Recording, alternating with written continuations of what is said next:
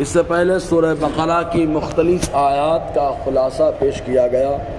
ابھی اپنے سامنے جو آیت کریمہ چل رہی تھی وہ رمضان کے روزوں کے تعلق سے چل رہی تھی کہ اللہ تبارک و تعالیٰ نے جب رمضان کے روزے فرض فرمائے تو پہلے عشاء کے بعد اگر کوئی آدمی کھانا چاہے تو اس کو کھانے کی اجازت نہ تھی، اور ایسے ہی اگر کوئی رات میں سو گیا تو سو کر اٹھے تو کھانے کی اجازت نہ تھی۔ لیکن اللہ تبارک و تعالیٰ نے حضرت عمر رضی اللہ تعالی عنہ اور دیگر صحابہ کرام کے ایک معاملے کی وجہ سے رات میں لوگوں کو اپنی بیوی کے پاس جانے کی اجازت عطا فرمائی۔ ایسے ہی حضرت سرما ابن قیس رضی اللہ تعالی عنہ نے، جنہوں نے روزے کی حالت میں دن بھر کام کیا، رات میں آئے اہلیہ کو کہا کھانے کا انتظام کر، چنانچہ انہوں نے انتظام کیا لیکن یہ سو گئے۔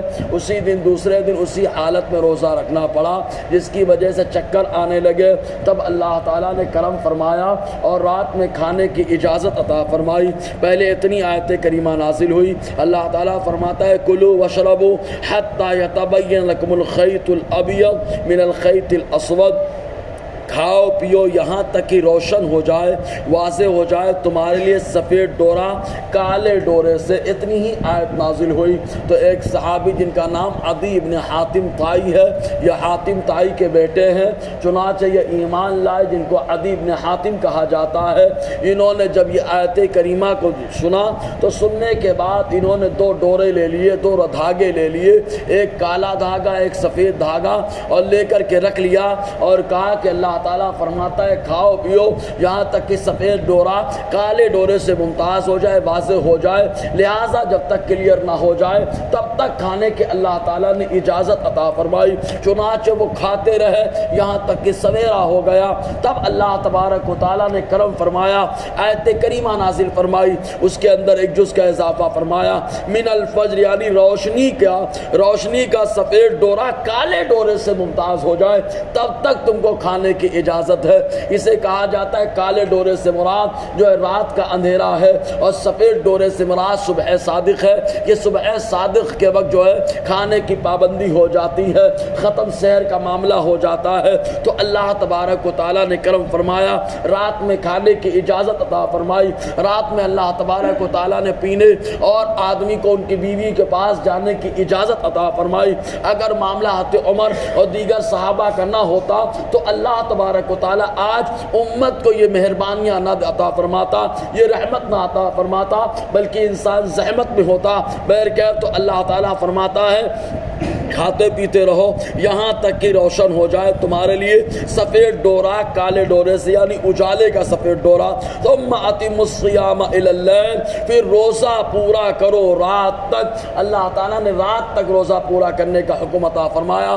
جو مغرب کی نماز ہے، عام طور سے لوگ کنفیوز رہتے ہیں، یہاں اذان پہلے وہاں اذان بعد میں، تو یہ کیا معاملہ ہے، روزہ کس سے کھولا جائے؟ تو یہاں اذان کا کوئی معاملہ نہیں ہے، اذان کا کوئی عمل دخل روزے سے ہے ہی نہیں ہے۔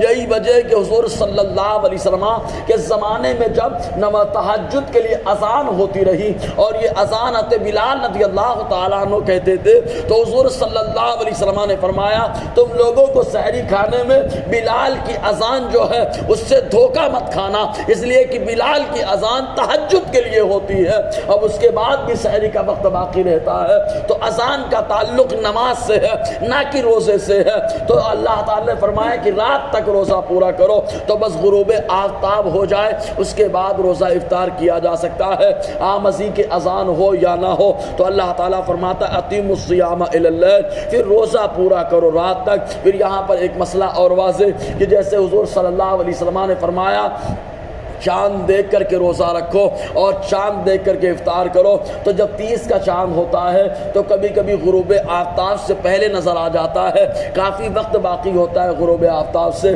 تو لوگ روزہ کہتے ہیں۔ اللہ حضور نے فرمایا چاند دیکھ کر شروع کرو، چاند دیکھ کر ختم۔ تو چاند نکل آیا، اب رمضان ختم ہو گیا، لہٰذا افطاری کی جا سکتی ہے۔